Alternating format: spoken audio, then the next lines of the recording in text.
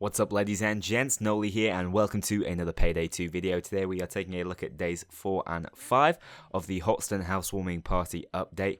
I apologise they are in one video as opposed to separate ones. For whatever reason, the comic book came out really late. The update page came out really late last night, so I was unable to make the update in time, or video, I should say.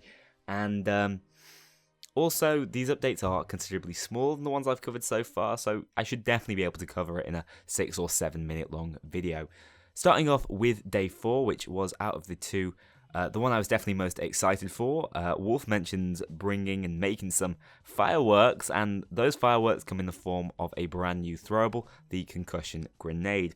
I'd like to say, first of all, both of these days have been quite highly rated, even though one of them is a safe, and I think that shows how much better Overkill's execution has been this year. Even in creating small micro updates, they're able to make fun and impactful content without rocking the boat massively, and of course without causing the sort of controversy they did last year with the initial edition of saves. So I'm relieved about that, and I couldn't be happy with this Concussion grenade. I throw around the idea it could be an EMP or even taser style grenade because that effect was already in the game, but did suggest it could be a stun, and that's exactly what it is. A brand new grenade for you, a Concussion grenade that'll stun all enemies within the blast radius. It won't damage an enemy, but instead you get a bunch of sitting ducks, making those headshots easier. They come in packs of 6, have a 4-second stun, and are perfect for crowd control, and that is exactly the case. You can see it in action right here with a massive group. It's a little bit confusing because it actually looks like the enemy to the right of the one you shot is actually immediately back up and ready to shoot you. That is more than likely not the case from what I've played around with this throwable, I should say. It does work as entailed here on the page. It's more than likely that that is just the result of another effect going off on him. It's reset his animation, something like the fear from the close range kill. That's my best guess. Don't worry though, the grenade does work as it is described. And that is fantastic. 4 seconds worth of stun is pretty impressive. But I think what's great about this grenade is it fits the niche. It's the first non-lethal, but it is a area of effect grenade. And there are certain situations where you can wish, damn, I wish I had the frag grenade with me. I could have cleared out those enemies really easily. And there's going to be other situations where you think, well, actually, I'm in a damn hurry here.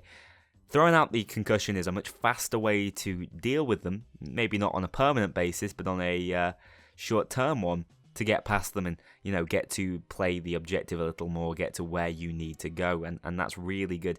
I'm pleased they're giving us 6 as opposed to 3. I think that's a mistake they've made with the addition of some previous less area of effect throwables. They don't give you enough, and thus they're not effective, but giving us 6 is definitely a nice number. Remember, they're actually replenishable. And the 4-second stun time is absolutely perfect for all you need. You can sprint past groups, you can take out the vast majority of groups, as it says, headshots on them as they're sitting ducks.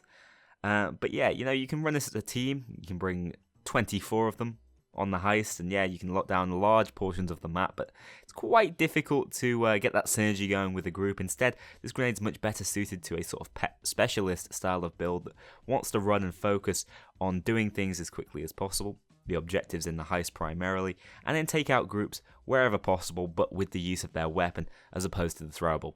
Really like it, fits perfectly, and you guys seem to as well, so hats off to Overkill for adding a brand new sort of more dynamic way to deal with enemies in the form of a new throwable. Day 5 is, dare I say, also very popular, and it's a safe, and that surprises me because of the issues we've had with safes in the past, but there's a reason this one's gone down so well, because this safe has potentially been done in a more enjoyable to open, I suppose, way than any we've seen before, because they've removed the ability to get, the bottom 2 rarities and just added, rares, epics, and legendaries, which means every single safe you find is an exciting one to open. So there you go. If you didn't have enough reasons to get on there and play Payday 2, here's another one. We've got brand new difficulties, brand new unlocks for your safe house, and now brand new safes you can find out there, and they are well worth trying to find. If we start and have a look through these rare weapons, starting off with the Macaw Akimbo Combat 5s, I love the skins for Akimbo weapons, and this one is no different. One of my favorites out of the set, even though it's only a rare. The Razor Splitter, the Krinkov SMG. The G-Toxin, the Judge, quite a gaudy colour if you're into that. Magic Baby Deagle, actually one of my favourite secondaries in the game, but he really is maybe top 3 secondaries for me. The China Puff, love using this. With the Blockbuster skin, it'll be even more enjoyable. The Platypus Star Spawn, some sort of pink Cthulhu we see over here on this weapon. I actually really like these more detailed ones. The Party Crasher on the KSP, if you guys want to remember Hoxton's housewarming party all year round. And last but not least, we have the 2 legendaries, the Demon Locomotive, one of the biggest fan favourite weapons in the game. You can have a closer look at different areas on it with these sort of magnifying glasses. It's a simple design, but I think it's executed nicely, and again, fan favourite weapon. You'd love to be able to pick this one up. And same here with the M308, the Plush Phoenix. This is the kind of weapon I do imagine Hoxton running. While he's a little bit off his nut, he's also a professional, and the M308 is the professional's weapon.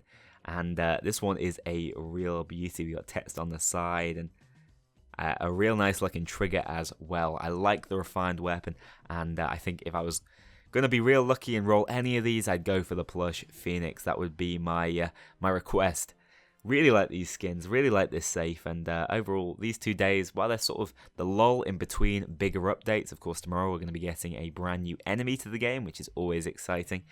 I think they've been executed really well, and they've kept the hype surrounding the event going at the same pace as it was before, if not even faster, as we head towards the final day where we get the new heist. But before then, like I said, new enemies to come, a new weapon, and some new mutators, which could be a ton of fun to play around with. And again, replayability has been a big feature of Hoxton's housewarming party, and that will continue, I imagine, as we look at future days. But stay tuned, guys. Tomorrow the video will be out again in the evening, covering day number 6. Hope you've enjoyed this video, and I will see you then.